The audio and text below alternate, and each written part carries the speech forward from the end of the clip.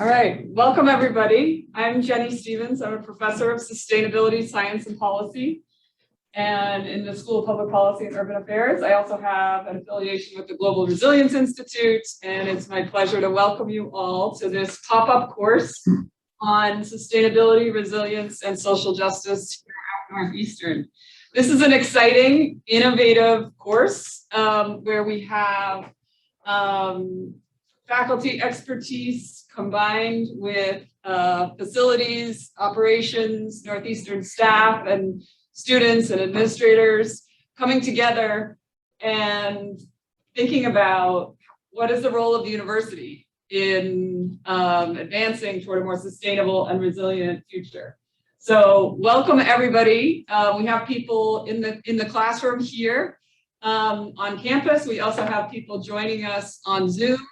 And this course has many interactive components as well. So, and we have a team of instructors, and it's a collaborative effort. So you'll be meeting lots of different people and learning from lots of different perspectives about what are some opportunities and challenges when we think about advancing sustainability and resilience and social justice from the university perspective. So what I'm going to do now is, okay, I will advance to the first slide.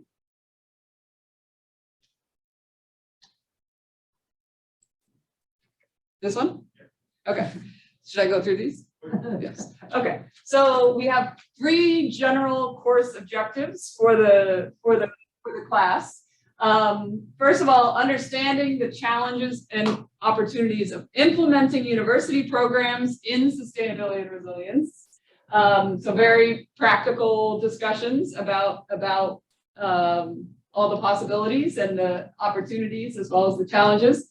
Number 2, we're going to be engaging directly with the key constituents on campus to gain insights about the design and implementation of these programs, and thinking about Northeastern as our case study, but also expanding to think about higher education at large. What is this question of what is the role of higher education in advancing these kinds of initiatives? And third, we are going to be connecting environmental and climate justice principles to the campus community. And by this, we mean, thinking beyond conventional environmentalism, which has been that often focus on conservation and kind of a narrow view of kind of preserving nature, to a more integrated perspective, thinking about how environmental issues are actually social justice issues, in that the disparities and inequities about who has access and who is excluded and included in different kinds of, and who benefits from environmental policies and sustainability and resilience efforts, and how sometimes those efforts can inadvertently actually be exacerbating inequities and disparities rather than reversing them. So the course has a specific orientation to advance this integrated way of thinking about environment and sustainability and resilience. So that's a piece of it as well. So what I'm going to do is just hand over the podium now to Jacob Glickel, who is the sustainability planner on campus, and he will run through some of the course logistics, and then we're going to come back. I'll come back and talk a little bit more substantively, and then we have a few other speakers as well, who are Kathy Spiegelman and Tori are going to speak, and then we'll have some discussion today as well. So that's the kind of overall plan for the next hour and a half, and I'll hand it over to you first, Jacob. Thank you very much. Welcome everybody. This is an exciting opportunity for us to speak with students across campus, both in person and virtually. We invited all staff, faculty, and students to be part of this conversation, because we really want to communicate what we're doing on campus around sustainability and connect it with the larger efforts in the community. So just some logistics to get out of the way. I'm Jacob Glickel. I'm the Director of Sustainability Communications Integration in the Office of Sustainability. I'm in Facilities Management, and we are a team working on kind of behind the scenes with our colleagues in facilities and across the university to improve our footprint, our carbon footprint, our waste footprint, and everything in between about how we are sustainable. One of my jobs is really to kind of gather a lot of the information and communicate and let you, the Northeastern community, know about what's going on, but also trying to open up that channel too and kind of hear ideas and the ways we can work better. So this class is set up both as a 1 credit pop-up course. I think many of you have registered for that class. Thank you. We've also opened this up as an open seminar so that anybody can kind of come and go to hear the whole thing, one class they're interested in. We're also recording this, so it'll be online for people to kind of catch up with at their leisure. So right now, I'm going to kind of review the logistics for the registered students. So other folks, please listen in, but this is specifically for people who are registered for the class as we go forward. So as you met, Jennie, she's the instructor. Myself, I help facilitate. Sophie, raise your hand. She's helping TA. I think she's emailed a few emails out to you. So if you have questions about course materials, anything like that, just connect with me and Sophie, and we'll help you walk through that. So expectations for this class. 7 classes. We expect you to be here in all of them. We have 2 tours. We have multiple tours, but we expect you to attend 2 tours for they're both about an hour each, and there are various times. I think we send information on Canvas, but we want you to get out of the classroom and walk around with staff experts to see how the campus works. After each class, we'd like you to just write a reflection, a couple paragraphs. I think it's lined out just to put what you learned, ideas that came out of this course. And a thing that we're going to try here is this mini presentation kind of participation for each of the registered students. So not excluding this class, but going for the next 6 classes, you'll see there's presentation groups we've assigned for folks. And the idea is so that there's a topic. So next week is energy efficiency, energy management. And we would like each group for the specific week to do some research, see what else is happening around other universities and what they're doing around, in this case, for week 2, the topic is energy management. Something that interests you, might be able to apply here on campus. And basically, just all we're asking is that you have a link to the article. Maybe you can put up a slide for it, and just give us about a minute or 2 on why you found this article interesting and how it might be applicable to Northeastern. The idea being that we want some kind of, we want you as students to be able to get up and interact with each other, and it'll kind of break up the way if you're just having us kind of get up here and talk with you, and hopefully that would work. I mean, it'd be really good to see what you guys come up with too, what you find interesting in other universities as you go forward. And then lastly, there's a white paper at the end. It's going to be 2-3 pages, nothing too long. We will give you details in terms of examples of that. But the idea being, we want you to, what you've learned here, think about what could Northeastern do better? Like, how could we implement a better recycling program? Maybe one specific part of that recycling program. And just think about, I want you to think about, what the problem is, what some of the steps you can do wouldn't be necessary to implement that. But also think about critically some of the challenges that we would have to overcome, whether it be cost, logistics, time, whatever it may be.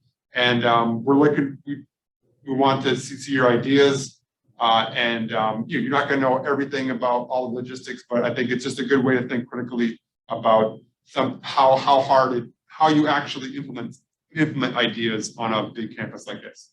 Good question. If we pitch our paper, will we have a chance to expand upon what we first introduced in the 2-3 pages, or is that it?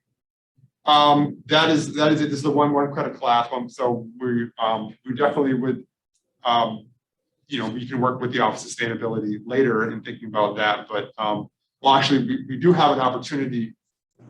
So we are in the middle of doing a climate justice action planning program.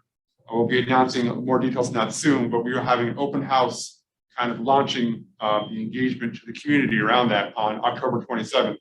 So if you're interested, we'll have space for people who want to kind of have a board and present their idea to the broader NU community, because we're going to have the Curry Ballroom that day, so you can be able to kind of engage with the community about your ideas. That's kind of one. For us, that's the kind of way to go from there. Does that help your question? Yes. All right. Any other questions on the? Is it too late to join the class? No, not at all. I think you have to be an undergrad though. Is that? I'm not exactly sure why. I think it's because the one credit class. I think it's we can talk about it afterwards. But there may be some we can kind of work around. We can work through that. Any other questions? Great. So I request to repeat the questions before answering them so that the online. excellent. So the last question was registering for the class. You're still able to register for the class. I believe you're still able to register for the class, but I think one credit classes are only open to undergrad students for credit.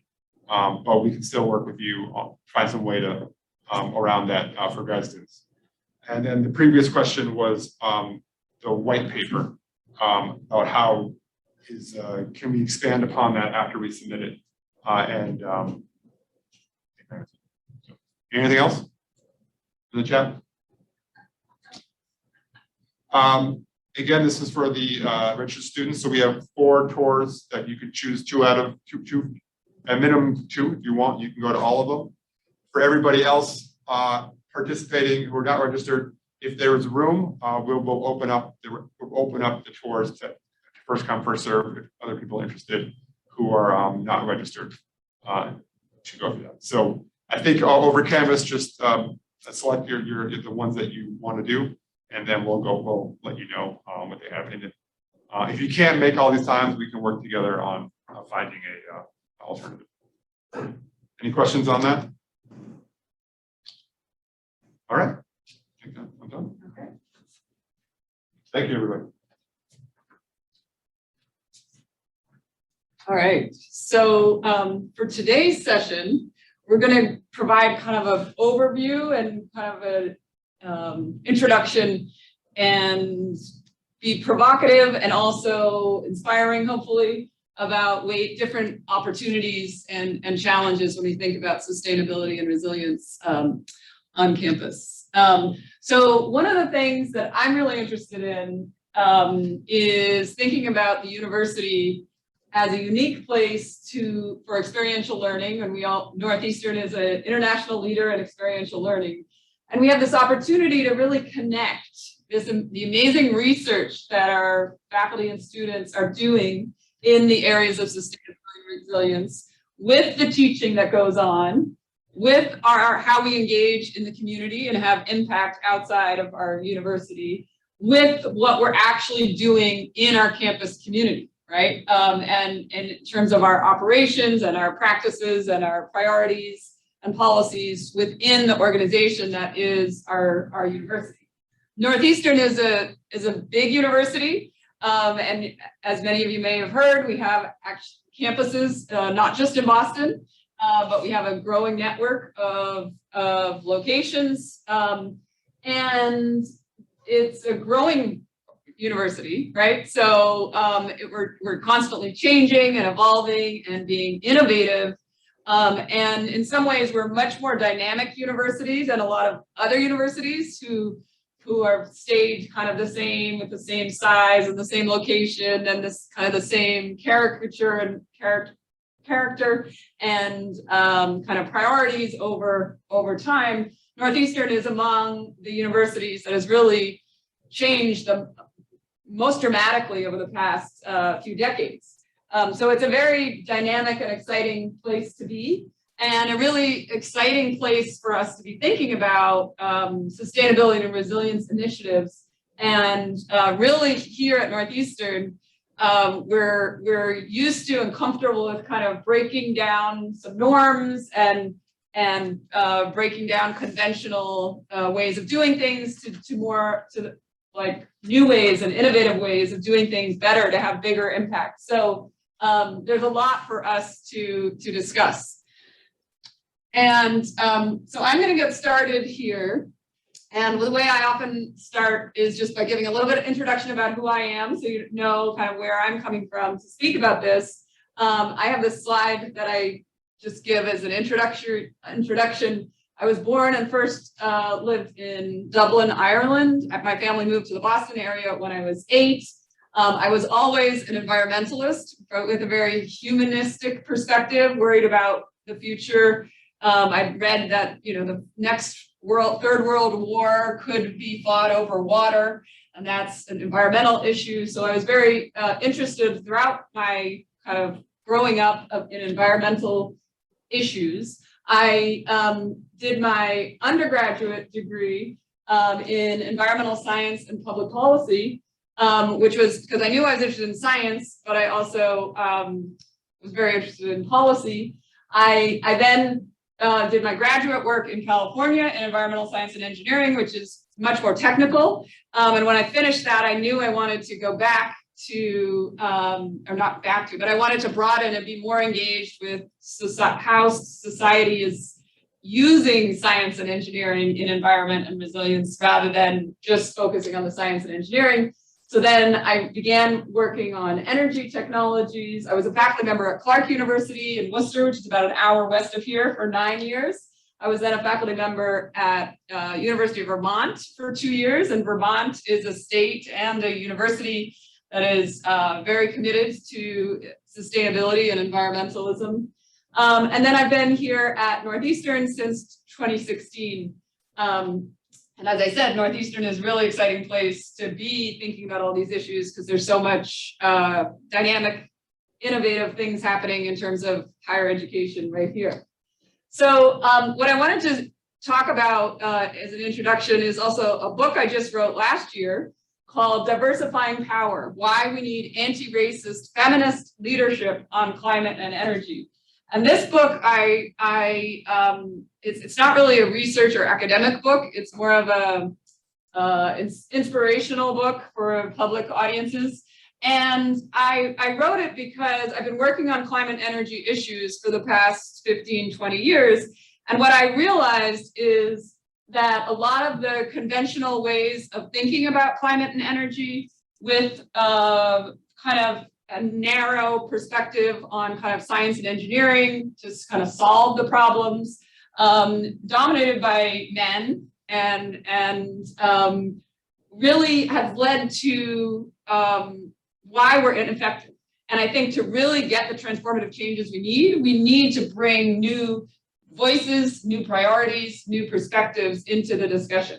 And so this book is available in the library or in the bookstore. And I think it's recommended reading for the class. You know, we're not assigning a whole book for a 1 credit pop-up, but feel free to check it out if you'd like to. And one of the things, I don't know why it's not moving. The next slide. There we go. One of the things that how I start the book is actually talking about how climate and energy is related to economic injustice and this widening income and wealth gap. We don't always think of the widening income and wealth gap and economic justice as a climate and energy issue, but in fact, it really is, because you can see these trends. This is before the pandemic. During the pandemic, this has even gotten worse. So the gap here is even larger now, and it's completely unsustainable. Like, if you can imagine the concentration of wealth and power among those top elites just keep getting more and more powerful, and then they're influencing our policies and our governments, and it's not good, and it's unsustainable in so many ways. But it's contributing to climate and energy because we're ineffective in our responses to climate and energy, in part because of this. So there's a researcher that I'm inspired by, who has used this term, the polluter elite, which talks about all of the kind of big corporate entities and CEOs and other extremely wealthy people who actually are perfectly happy to keep things the way they are so that they can continue to concentrate their wealth and power. And they've actually been making strategic investments for decades to resist a transformation toward a more renewable-based, climate resilient future, moving away from fossil fuels, a lot of times by supporting a misinformation campaign to deny climate science. So a lot of us are confused, or we know people and communities and people who are confused about whether the climate crisis is really something we need to be addressing. They've also invested to undermine public trust in government, and we can see the implications of that, and also made investments for decades to minimize worker protections and worker rights, which basically disempowers people to get it, so it weakens democratic processes, and it also makes people more vulnerable to barely be getting by and not engaging on these larger issues. So one of the things we can talk about in this class, or I encourage you all to think about, okay, so what is the role of universities in reversing this? And access to higher education, as you know, is not universal. It's the privileged few of us get to be here in higher education. So really there's proposals and ways to think about, okay, well, could universities and higher education be doing more or something different or something more transformative that could help contribute to dismantling these patterns and the systems that are perpetuating this kind of concentration of wealth and power. So I propose in the book that the climate crisis is really a crisis in leadership. And rather than having what I call climate isolationism, which is a narrow technocratic lens, thinking about the climate as something, there's technologies that will fix it, and we can somehow control the climate in the future through engineering or other mechanisms. We're missing opportunities for actually looking at the climate crisis as a wake-up call that actually there's all these other things that we also need to fix in society, and we can use the urgency of the climate crisis to improve the human condition in a broader sense. So I propose that we should be thinking about this idea of energy democracy, which is a different way of thinking about the energy system and thinking about, okay, we know we need to move away from fossil fuels toward renewable energy, because fossil fuels are the biggest contributor to the climate crisis. And there's so many other reasons why we also want to be doing that, for health reasons, and also contributing to that economic injustices as well. So energy democracy is a different lens where we can focus on investing in people and communities, base those investments on social justice and human dignity, and leverage the urgency of climate change for that transformation. And the reason thinking about renewable energy is really transformative and revolutionary is because renewable energy, if you think about anywhere in the world, any community where any of you might have been or know people, every place in the world actually has access to renewable energy, whether it's the sun, the wind, if you're near the oceans, you have wave and tidal and offshore wind. If you're inland and you're not near the oceans, there's also other kinds of micro hydro flowing water, and there's also geothermal energy. And geothermal energy is a completely untapped renewable resource that we have not invested enough in. So the reason it's revolutionary is because if we invested so that communities could leverage that local appropriate mix of renewable resources,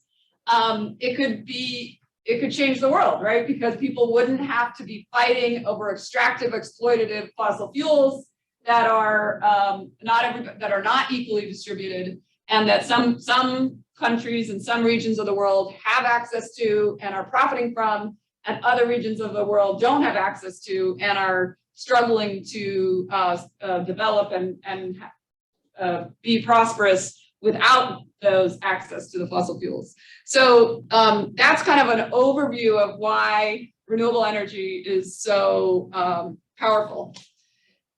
And so what I wanted to do briefly now is just give a little bit of history of the kinds of things that we've been trying to do at Northeastern to connect the research and the teaching with the campus and the community.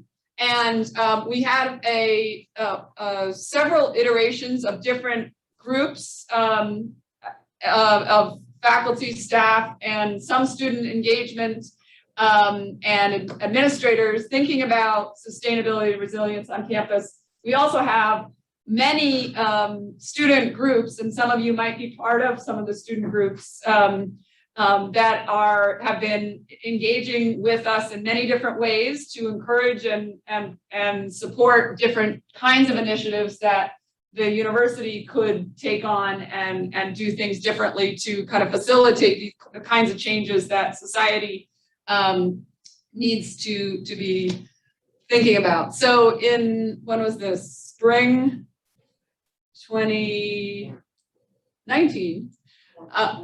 This is the first one, or not the first one, but when we had a sustainability resilience advisory team in spring 2019, and we developed a pretty comprehensive view of, as you can see, this is representatives from lots of different places, including academic faculty, as well as staff and administrators. And we did a kind of assessment of where Northeastern is and what are some of the opportunities for change. And one of the take-home messages was that there's a lot going on, but a lot of it isn't integrated or connected. So sometimes some of us don't even know what some other initiatives, because it's such a big university. So then last year we had a faculty committee. So this was just faculty focusing explicitly on the climate action plan. So Northeastern has a climate action plan that was from 2010, and we're in the process of updating it. And this group of faculty got together and said, let's not call it a climate action plan, but call it work on a climate justice action plan, which is integrating all these social components into the planning, so that it's not just about a greenhouse gas reduction inventory, but it actually connects with some of these broader issues of social justice and inequities and disparities, and thinking about the university in a broader sense. So this is our colleagues who are part of that initiative. Professor Shalonda Baker, who some of you may know about, she was here at Northeastern, joint appointment with both the law school and the School of Public Policy and Urban Affairs. But once Biden got elected, she was recruited away from Northeastern, and she's currently the Deputy Director for Energy Justice at the Department of Energy, which is a new position that was just created. And her role is really to implement and work toward the commitment that the Biden administration has made, that 40% of all energy and climate investments will go to underinvested in communities. And so Shalonda brings a very important and deep understanding of energy justice issues, which has been very impactful to our community. So we both of these groups that I mentioned have been thinking kind of strategically about how can we better link the research, the teaching, the community, and the campus. And this course is a follow-on to some of those discussions, right? Because this is a new approach we haven't done before. But one of the ways we were trying to think about things was that there are some new ways to think about how higher education can have an impact. And one of them is to accelerate research to practice. If we think about, there's faculty and students on campus doing research on all kinds of areas, and we could leverage the faculty and students doing that research to apply things here on campus. Like, for example, we have faculty in the Marine Science Center in Nahant doing research on plastics in the ocean. And we know that plastics in the ocean is a major sustainability challenge. Yet here on campus, a lot of people are still using plastic bottles and plastic disposable everything. And, we're not actually, as a community, we are not doing the top of the game, what we could to minimize plastic waste on campus, right? So how can we connect the research and to the practice? We can really leverage and kind of demonstrate some innovations in our university community, drawing directly from our research expertise, and kind of expand organizational and community partnerships. And there are lots of new ways to be doing that, because every organization around the world is dealing with sustainability and resilience issues now. If you think about all the climate disruptions that are so prevalent, getting more frequent and more intense. So there are a lot of opportunities for partnership. The other thing we've been doing is thinking really about preparing all of you students for changing job prospects. We have lots of opportunities to adapt our curriculum and make sure that every graduate of Northeastern, just by being a part of our community, as well as taking certain courses or integrating issues of sustainability resilience throughout the curriculum, we could be having a bigger impact by training our students and preparing students for different kinds of jobs. And then there's this opportunity to really connect and converge and bring things together, because one of the things we're realizing is a siloed approach to separating all of these issues isn't effective. And we really need to connect resilience, sustainability with equity and public health, and really link all of these things together. So there's lots of opportunities for doing all of that. So one of the things we did an assessment of all the different sustainability and resilience initiatives and the ecosystem here at Northeastern. And our assessment was there's kind of a lot going on, but it's kind of not necessarily coordinated or integrated. So we have research, we have this global network, we have the built environment, all of our buildings. We have lots of different institutes, including this Global Resilience Institute. That we have lots of courses and degrees related to sustainability resilience. We have lots of different kinds of community engagement and experiential learning. And what we need is to kind of help bring it all together. And that's what we propose, kind of like a bigger, higher level initiative and commitment and investment in bringing these assets, empowering and mobilizing these different assets. So I think that's kind of some of where we are. Is this where I hand it over? Yeah, and so hopefully this gives you an overview of kind of where we are and the opportunities for all of us. I mean, one of the really important things to think about is this is a community-wide effort. None of us have the answers, and there are lots of different ways to think about what we can do in a university. So I looking forward to being here and being part of this innovative class. And I'm going to hand it over now to Kathy Spiegelman, who is the VP for Planning and Development, I think. And she's going to talk more about the specific planning and operations.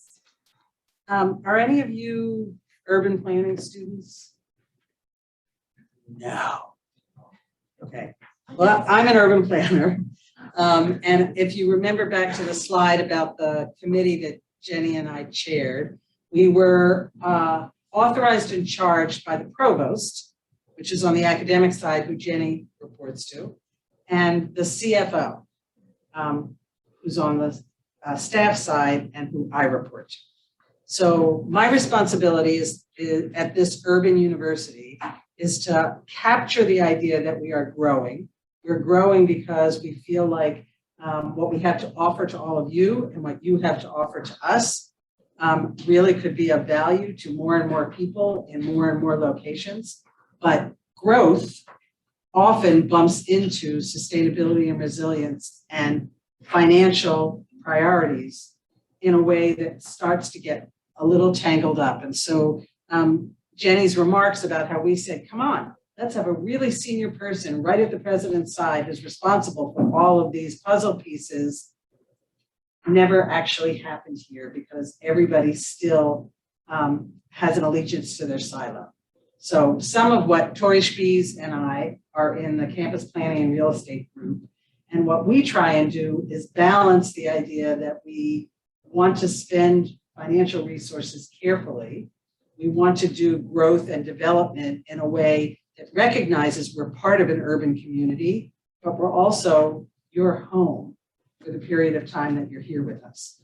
And so balancing all of those things is a challenge, but it's a really exciting challenge. And I appreciate following Jennie, who I didn't know until we got involved in working on this together, because she writes books, she's inspirational, she gets to think big ideas around the globe. And then Jacob and Tori and I and some of the other people you meet in this class are here planted on the campus trying to make those things meaningful for the decisions that we make every day.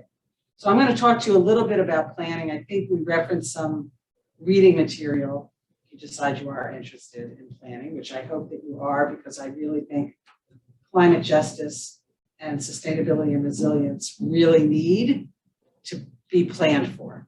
And it's something that we need sort of everybody to be participating in. So campus planning and real estate. So we're about 16 people. Probably a third of us are trained as urban planners in different ways, involved in community engagement, involved in capital projects and capital planning. And then maybe another third are real estate.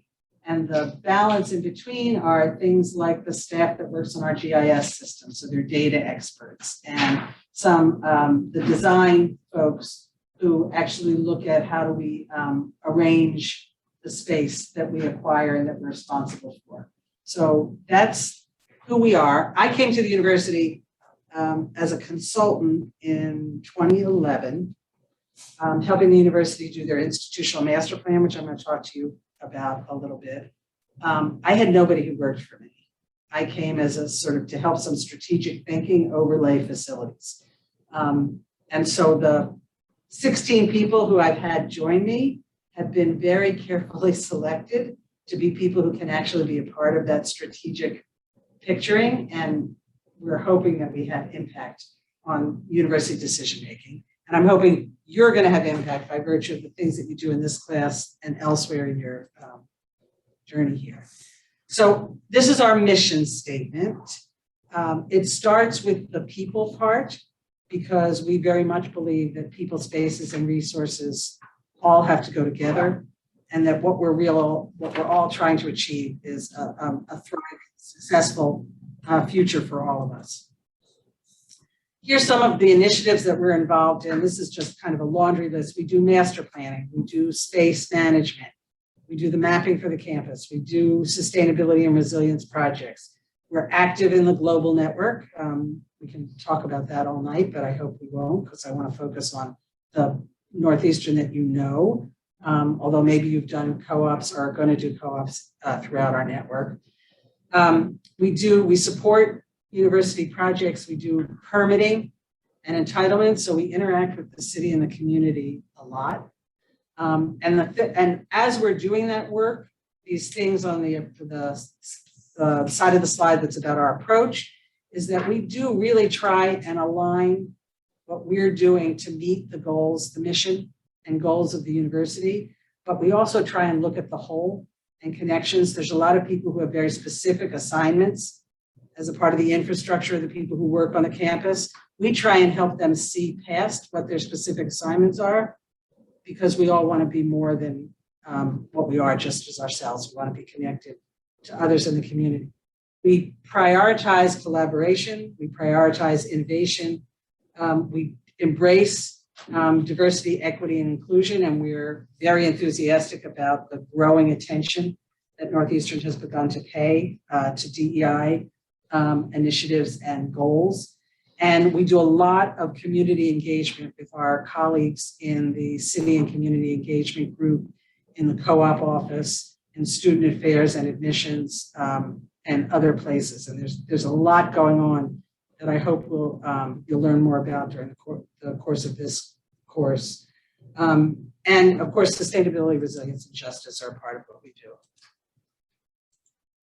Oh, why am I going back?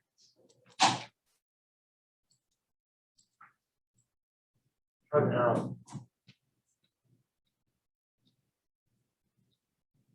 Okay, so have any of you know what the institutional master plan is?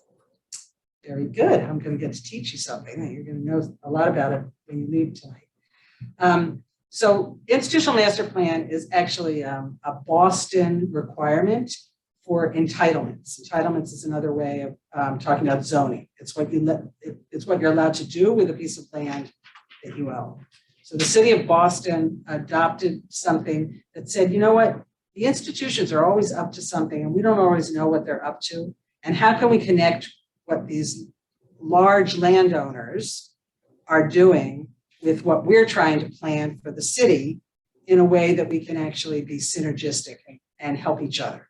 And so they created what's a very cumbersome regulatory process that says, tell us everything you're going to do for the next 10 years. And we'll tell you whether or not it comports with the city's goals. And by the way, every time you try and do one of those projects, if you change anything about them, you have to come back and change your plan. And if you don't change anything about them, you have to go through something called Article 80. We're going to talk a little bit more about that, which is basically you have to go through a whole new regulatory process. So it emanates from a lack of trust.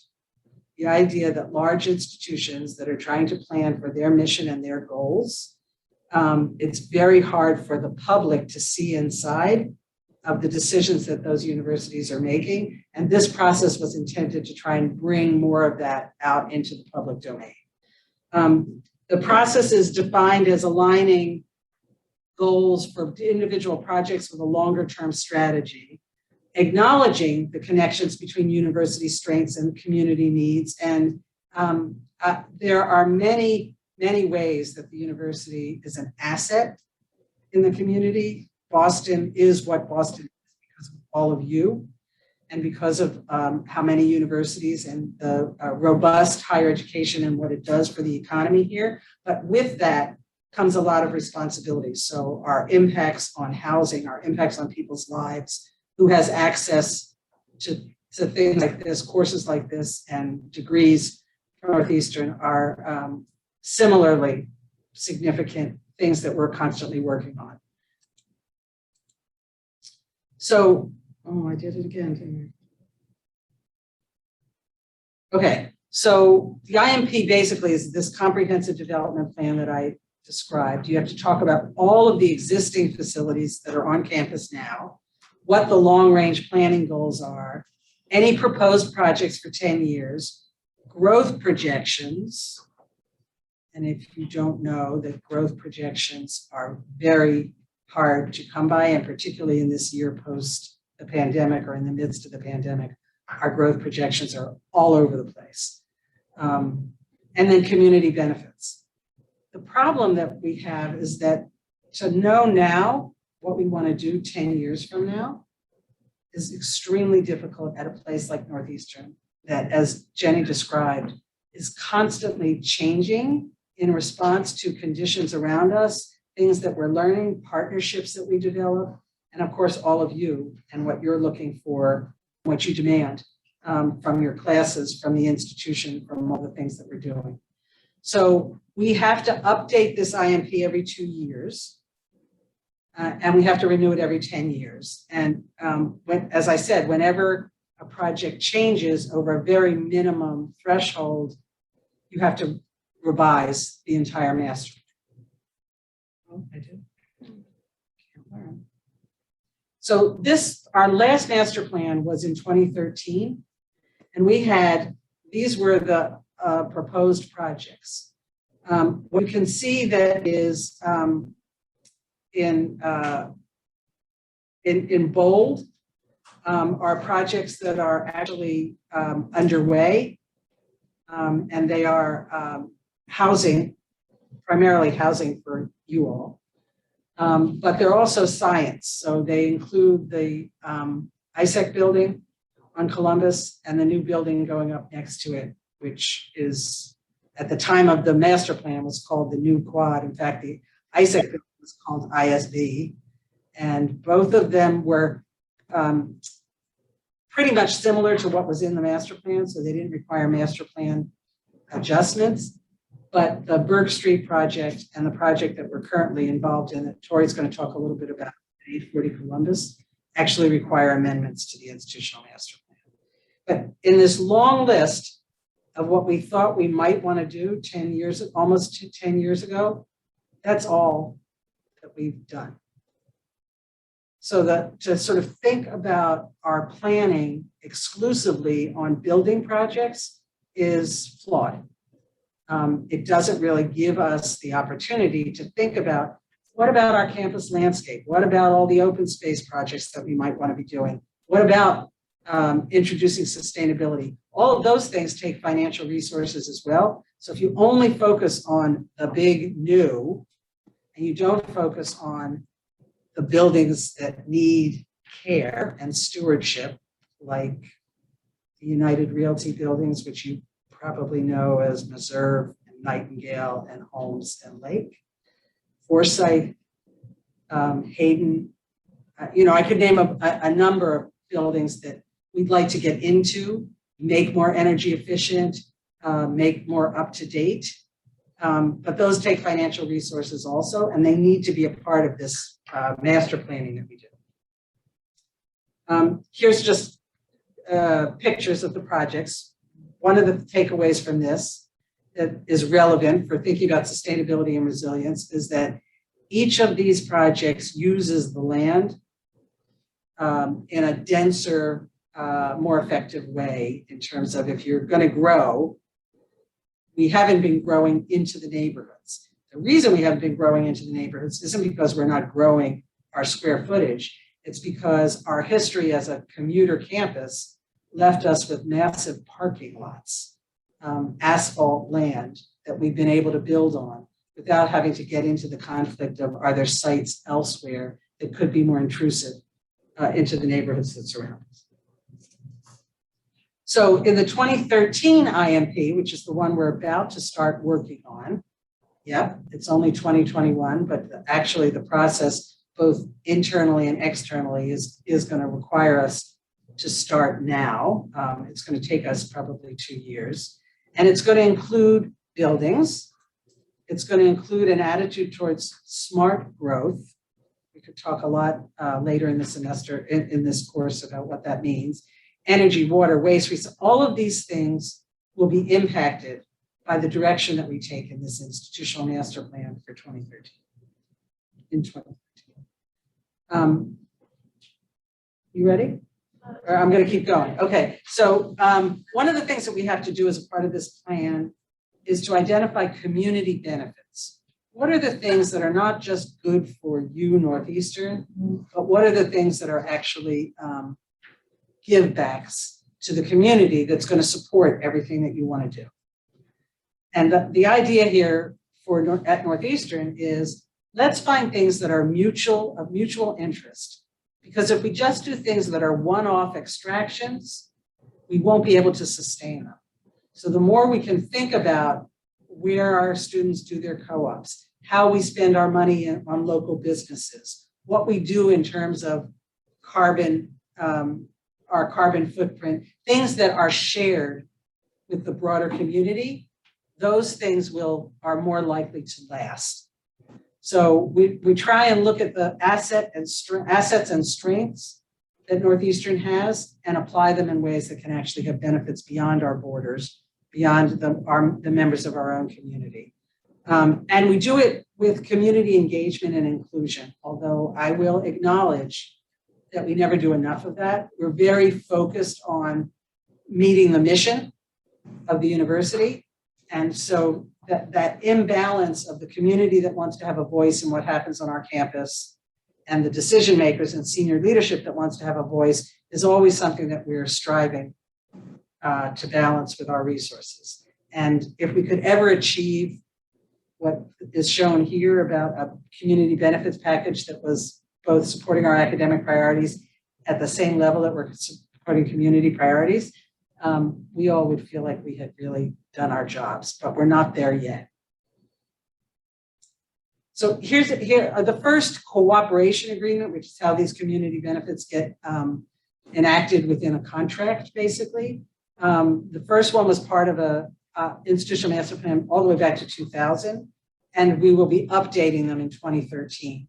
And these categories that are listed here are categories that we think fulfill this idea of our assets and strength and things that we think we can sustain over time.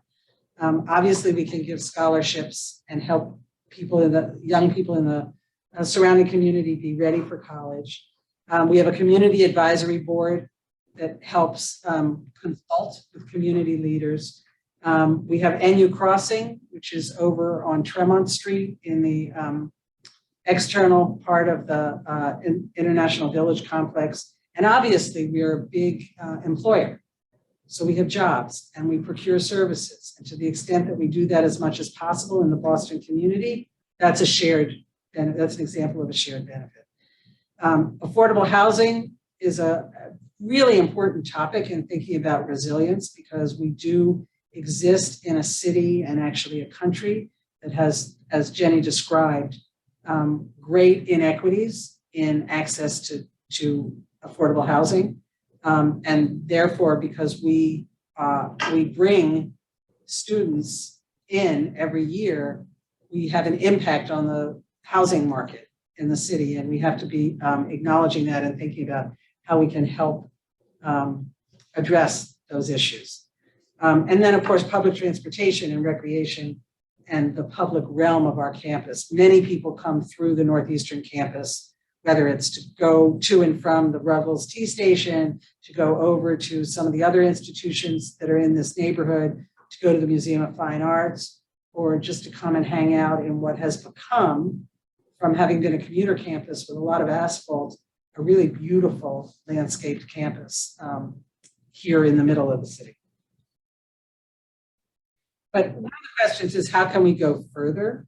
And I am hoping that the papers that you do here and the ideas that come out of the open house and the beginning of the process of the Climate Justice Action Plan will actually feed into the work we do on the institutional master plan, because we know we could do more on community resilience. We know we could expand green job opportunities, both for our students, but also for members of the surrounding community, that we could do more for sustainable transportation infrastructure, whether that's bicycles or electric cars or shared transportation. And then carbon has always been a big focus, starting with the president's commitment to reduce our carbon emissions, which seemed really bold at the time, and it has really been surpassed by what we all know is a much more urgent crisis. And then enhanced community engagement, this process of engaging with community and yet understanding that we don't actually sit in the same place in terms of our ability to get things done.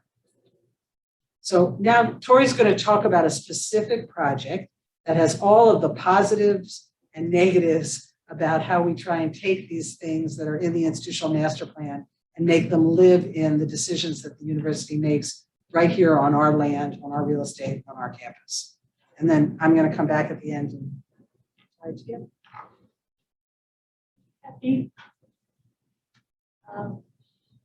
Great to be here with you all. I don't get an opportunity that often to present in the classroom, and being part of a university, we have a lot of things we work on in the physical campus, but having an opportunity to create a place that allows for the best learning, teaching, and research for the students is really a pleasure. So really glad to be here and be here with students that are excited and engaged about environment, about sustainability, resilience, and justice. My name is Tori Spies. I'm a campus planner, work closely with Kathy in campus planning and real estate, and have a focus and a passion on sustainability and justice. And those are things that really brought me to planning as a career, and I hope some of you might consider after tonight or at some time in your time at Northeastern about how planning might be a path for you. So what does sustainable, resilient, just planning look like? It's actually really broad. The land is a big part of that. How do you use the land sustainably and promoting resilience? And Kathy spoke a little bit about how we are able to do that at Northeastern to promote transit-oriented development and density in the urban environments. How do you design efficient and healthy buildings? And you'll hear a lot more about that in an upcoming session, but there are many things about buildings that make them efficient, that make them healthy. And then how do you actually program the spaces? So if you say, oh, we need thousands of square feet of space for everything we do, we need extra space, then you're probably missing a key point there.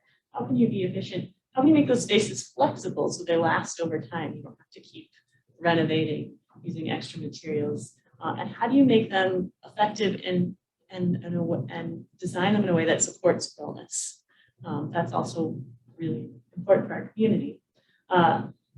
Mobility is important, sustainable mobility, transportation in our fleet, in the commuting back and forth, students, faculty, staff. How do we get to campus? How do we get around?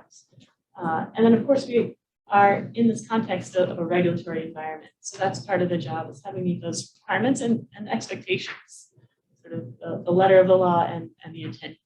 And then how do we engage with and listen to neighbors? Kathy spoke a bit about that. It is an ongoing process, and one we are, keep trying to get better at, and have some good relationships with the community that has helped us along the way. And then just convening to identify and solve complex problems. Part of planning is bringing people together and translating, and sustainability and resilience are really complex problems, and so they're important and sort of fun to work on. As Kathy said, showing you how this all fits into an individual planning project. Some of you may have heard of 840 Columbus Avenue. So this is a redevelopment of a Northeastern surface parking lot, Kathy was saying. It's a partnership with ACC that's actually, that requires an IMP amendment, so it goes through that process, which kind of opens it up even to more community engagements. And through this, we're actually trying to reach the net new beds that were a requirement of the IMP. Kathy spoke of the last one that we committed to the city, to make sure that we are housing more of our students, to relieve some of the pressure of the housing market in our surrounding neighborhoods as we bring students into the university. The building program is this 5-story base, you can kind of see down here, which is this sort of nexus for community and our neighboring community and the Northeastern community. So for those floors being about cross-cutting innovative teaching and learning for students, faculty, staff, and the bottom floor really being dedicated to community engagement and economic development. That's a large floor, prime space, where we're talking about coming together, and it really is about economic development in a way that's exciting, that we think can sort of transform the corridors. There's a lot of development a long-term on. So how do we look at this from a sustainability, resilient, just perspective? There's the building itself. So addressing existing conditions, again, we're on this parking lot, transit-oriented development, looking at lighting, making that as efficient as possible, energy systems that have energy recovery, an envelope that thinks about glazing and insulation, water, all of these things that many of you may be familiar with, and if not, I think you'll learn a bit more about in one of the upcoming sessions. But those are important. At Lightview here, that was another project we did with our partners, American Community, Campus Communities, that actually achieved LEED Platinum, which was pretty exciting. And then again, the space. This is, not necessarily the walls, not necessarily the physical systems and infrastructures, but how can we design space that really is flexible for different purposes, that can use a lot, that is efficient, that supports the needs in a way that people enjoy the space and give it longevity. So that is something we've been developing, as sort of content in this kit apart called Work NU, to think about how can we work together better, and how can we make that efficient, flexible, whether that's student space, sort of faculty, staff, So hopefully we'll be integrating these ideas, not just in this building, but many of our projects coming up. And then economic justice. So I mentioned community economic development is important. How does that relate to sustainability, resilience, environmental justice? And it does in many ways. And Jennie spoke a little bit to this in terms of kind of hierarchy and power. Sort of the reverse is that there are many communities who are actually called environmental justice communities that seem to have a lack of power, that tend to take on more of the burden than would be fair. And these communities tend to be, you can see kind of on the right of the slide here, low income, low minority, or minority, low income, and English isolation communities. And we are here in the green. This project is in that green space, an area that is high minority population and a low income population. So we need to be very cognizant of that imbalance that tends to be around. And this project actually gives us an opportunity to have some impact on the economic justice, which in turn has some impact on environmental justice. So where did that start? We had this process in a couple of years to engage with community. Over 50 people from over 50 organizations were represented, also individual residents. We have a community advisory board at Northeastern, which is a wonderful group that's led by our STEAM community engagement folks. We met several times with them to help develop the ideas. We have an IMP task force that oversees this city task force, but it oversees Northeastern's development and institutional master plan.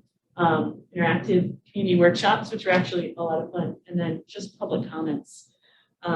This is the kind of engagement that we need to keep doing, and we need to keep finding creative ways to do it and bring more voices in, and to really track that in a way that people understand that we're making sure we're capturing the input.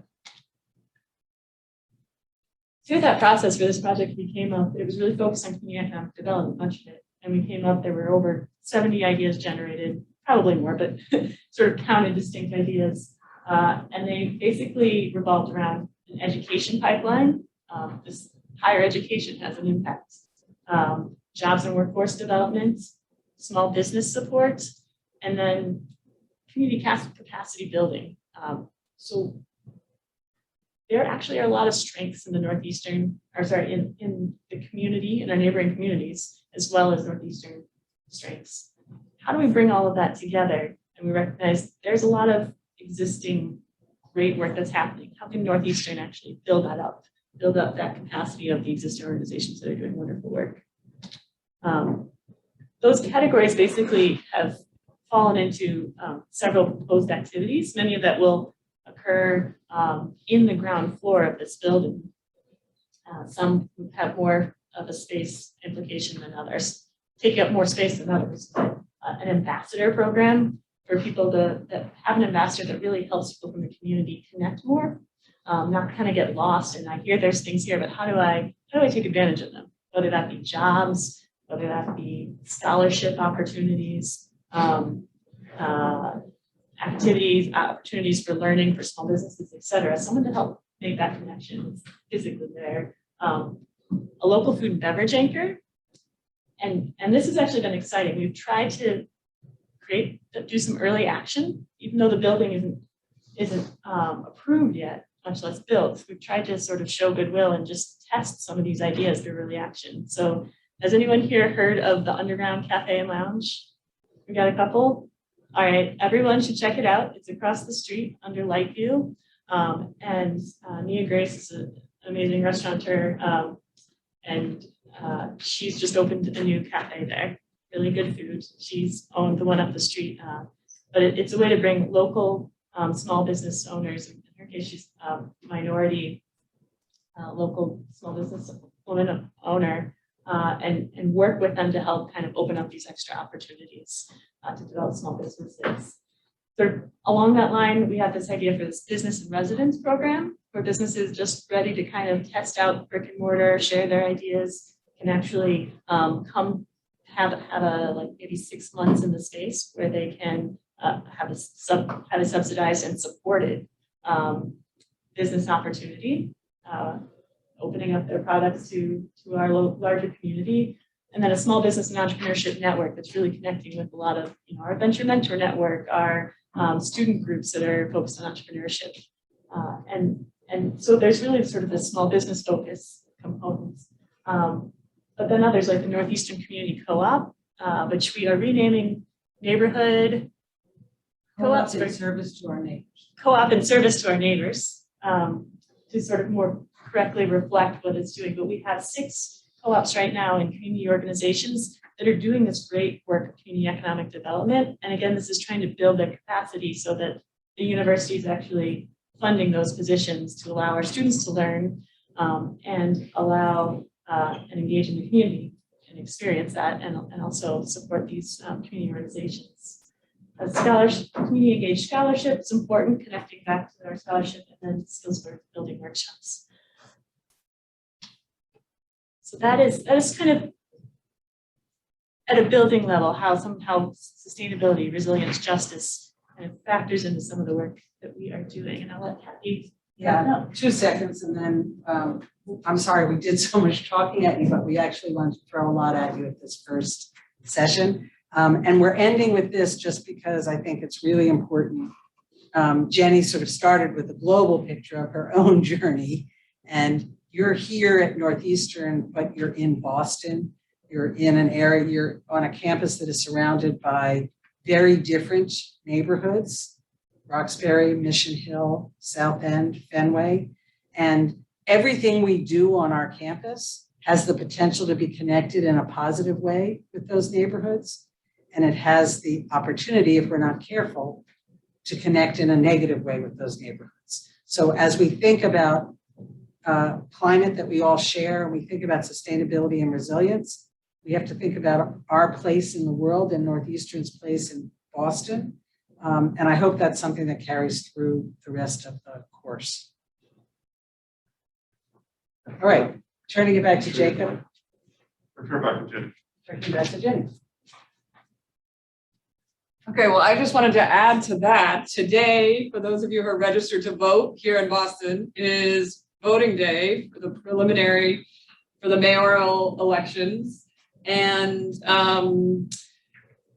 it's likely that the city of Boston will have some innovative new leadership, right? And among the candidates, Michelle Wu has proposed a Green New Deal for Boston, which is all about connecting economics and jobs with climate mitigation and climate resilience initiatives and investments, and connecting it with health and education and integration of these issues. And that's something else when we think about the city and we think about the role of Northeastern in the city. We have an opportunity as an anchor institution to be a leader in some of these areas, or we can be, barely in compliance with what the city is doing, because the city themselves have very ambitious climate goals.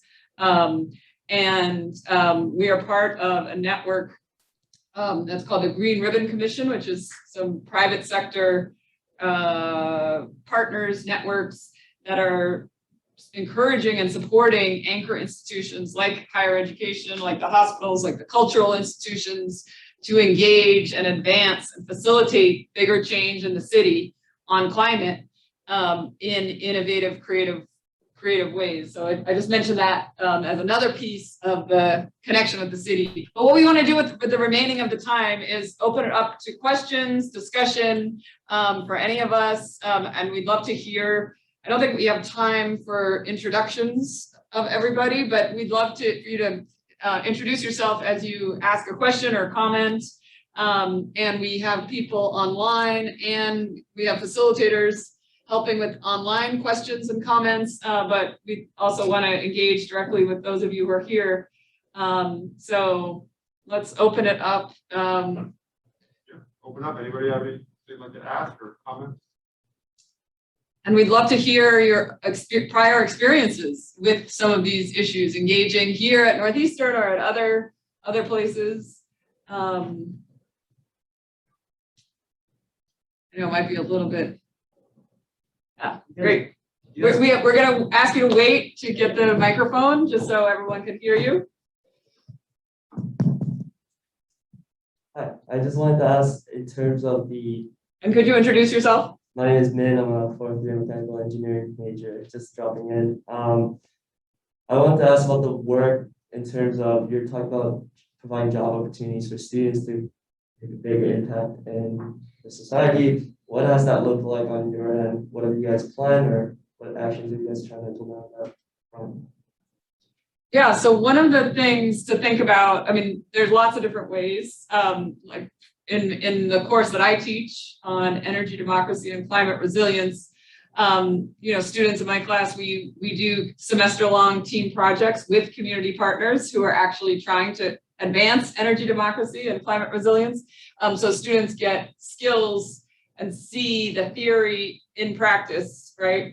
What we're reading about and learning about. We also are try to work with, and students get involved in projects. There's examples like that throughout, and there's opportunities for us to be doing more and different, and in every major, in every department, all the curriculum, there are opportunities to better integrate examples, because one of the points we were trying to make with that point about preparing students for different kinds of jobs, really the world is changing fast. And as I mentioned, every sector, every organization has to think now about heat waves and flooding and how they're going to be prepared for disruptions of all kinds, right? That is becoming more frequent and more intense.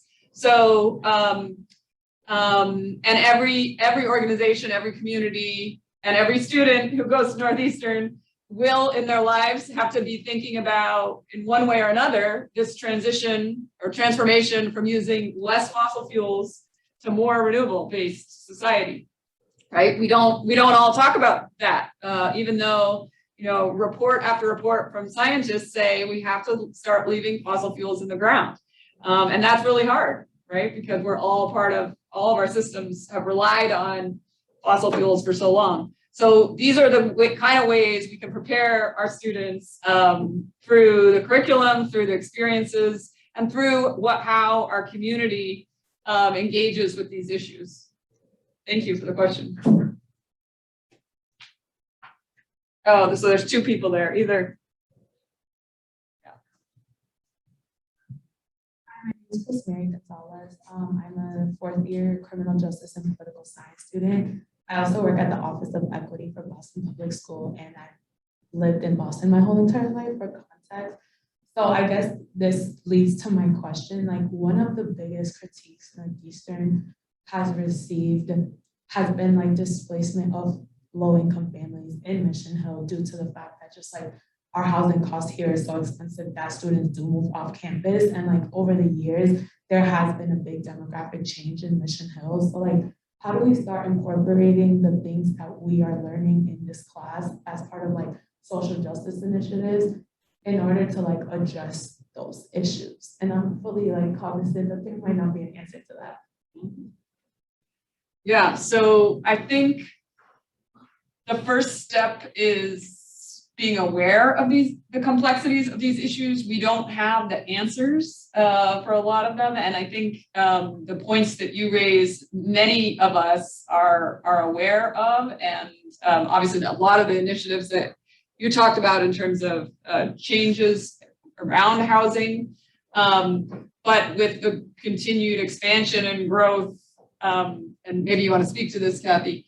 But I think part of what we can do in a class like this is start to, raise all these issues, make them more mainstream to talk about and to acknowledge and confront, not just say, oh, that's something that we're just going to not worry about because there's nothing we can do. One of the things that I really encourage us to think about when we think about climate and social justice issues, it can get really depressing and hard to know how to navigate in a positive way without being,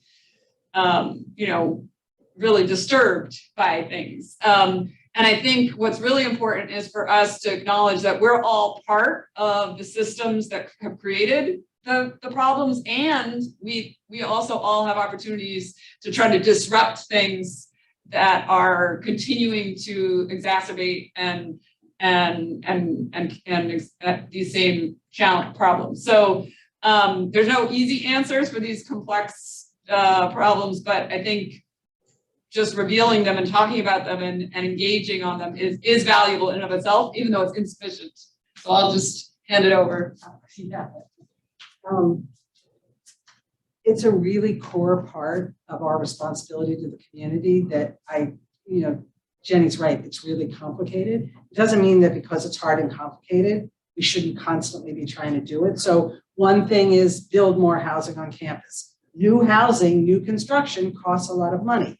If the university subsidizes that with your tuition, which is a major source of revenue, then we're not spending money on other things. So, and part of it is also what do students want? Absolutely, some of it is driven by cost, but a lot of it is also driven by students who want more freedom to be able to live without the restrictions that are on the students who live in the dorm. How many of you live in dorms? Oh, that's more than usually when I talk to a class, everybody lives on Mission Hill. So that's a responsibility that we have because we're in a city that doesn't have enough housing, doesn't have enough affordable housing, it doesn't have enough workforce housing. And I think part of the institutional master plan is going to be not just building more student dorms, because we know there's a lot of students who don't want to live in dorms. So part of it is developing our network and having students be able, we have the advantage of the co-op program where students have opportunities to go out of Boston and be other places, as opposed to everything being so concentrated here. But we need to constantly be refreshing our ideas about how we do that. And you're a part of it, because where you make choices, some of it is driven by, a big part of it is driven by finance. Some of it might be driven by your parents. And some of it is driven by your lifestyle. The reality is that because of the co-op program and the experiential notion, Northeastern doesn't really want students all living in a dorm. We really want students to be responsible citizens. And I would say, in addition to the fact that we've impacted the housing market in Mission Hill, which is right, we also have students whose behavior on Mission Hill is not right. And so we need, as a community, to do something about it together. Did you grow up in Mission Hill? I grew up actually right in front of Bubbles.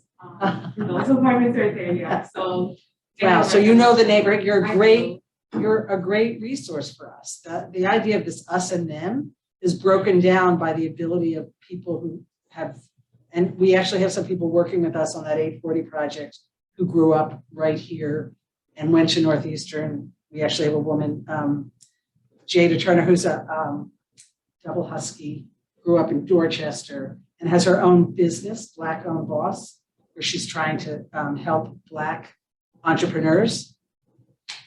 Like, we want to be a part of that. So thank you for the question. It's a really important issue. Hi, my name is Hannah. I'm a fourth year studying social innovation. And my question is sort of geared around,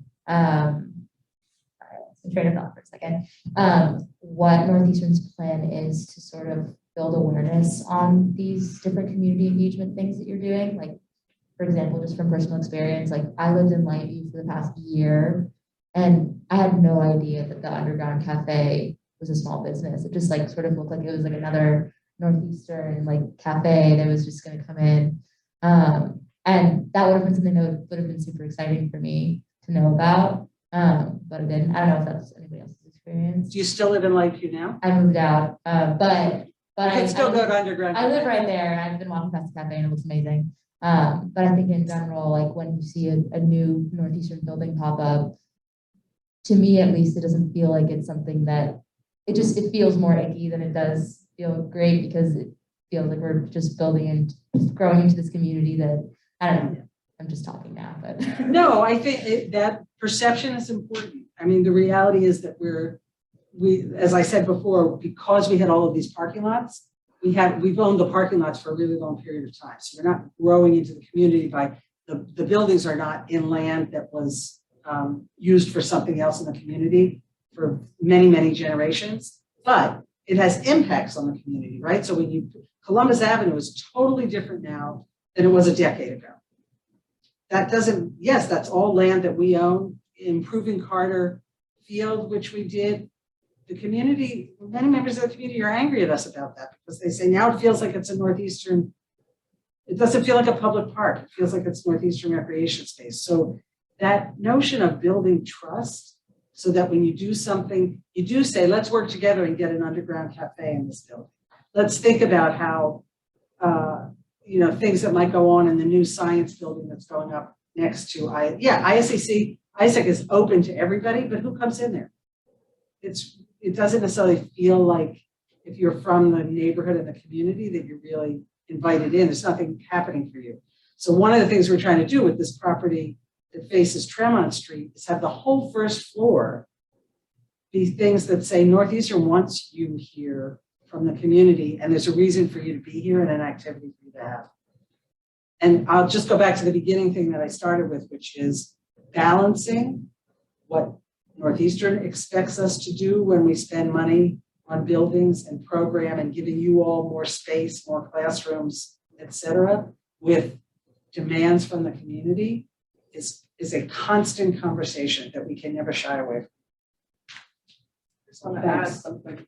I just want to add something about your point about communication, because I think that's something that we definitely struggle with. There's so much room for improved communication across the campus. We have news at Northeastern, which is very curated, few specific stories. Then we have a student newspaper, the Huntington News, that has, I don't know the current frequency of its distribution, but I, as a faculty member, I look for that and look forward to the student newspaper. And sometimes I don't always get it, and I don't know how to get it all the time. So, but I think communication, I think there are, it's quite siloed, right? And you're in whatever program or department you're in, you're on some mailing list, but we do have, there is a newsletter, sustainability newsletter. I just got it today that I think Jacob, you're putting together.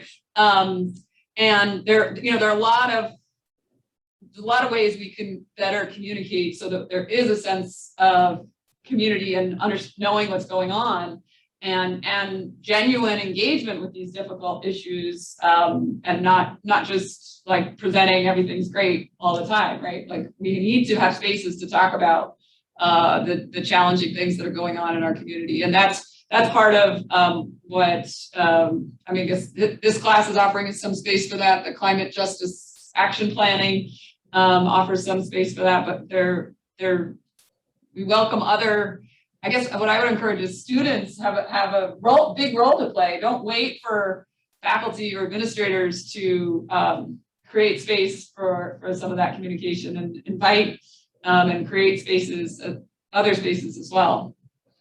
But I think it's a great point about communication. Now, a lot of people don't know what's going on. There was another. Yes. Do you want to read it? You probably need the microphone. I feel like you should be able to unmute now.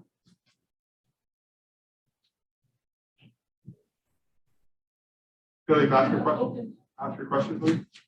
Oh, okay. I wasn't sure if you were talking to me, sorry. I'm a fifth year politics philosophy economics major. I've been here since 2016, but I'm remote this semester. I appreciate all the things that all the different speakers had to say. It's very interesting. So a question I had, it might be premature, but how much money in the budget does Northeastern have for building new projects, like on average per year? Like, and if you could kind of like speak to like the distribution, like is there like a private investment, like private developers, do they get a stake? And at what level? If maybe the question is premature, but I was curious about that. So Lakeview was the first time that Northeastern entered into an agreement with a private developer.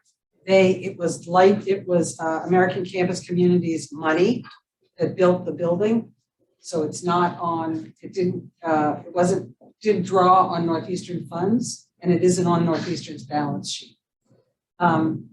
Primarily what Northeastern isn't a school with a large endowment. So it's a lot of current dollars, which is tuition dollars primarily. And the capital, there's a recurring amount of deferred maintenance, but the capital investment in new buildings varies in terms of what the academic program demands.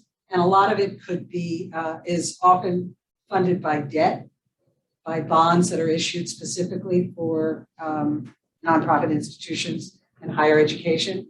None of it, there are donors, so the DeMoore McKim School didn't pay for buildings, but there are donors who fund the programs that many of you have. And then of course there's the grants for research, but there's no private developers or private people making money off of what Northeastern builds and maintains, with the exception of the public-private partnership for life.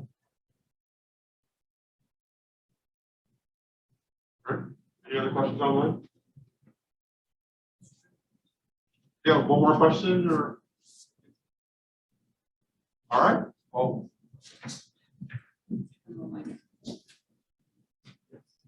Thank you all for coming. If they had a sign-in sheet here, if you don't know if that got around, but I'd like to know who's here, especially people who were registered.